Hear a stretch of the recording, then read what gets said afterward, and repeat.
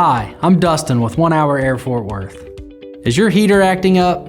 Here are a few signs you may need a repair.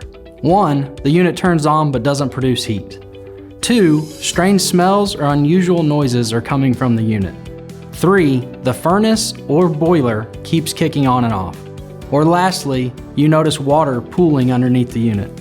These are causes for concern, so don't delay. Call our 1 Hour Air Fort Worth experts to figure out the root of the problem. For all your HVAC needs, give us a call today.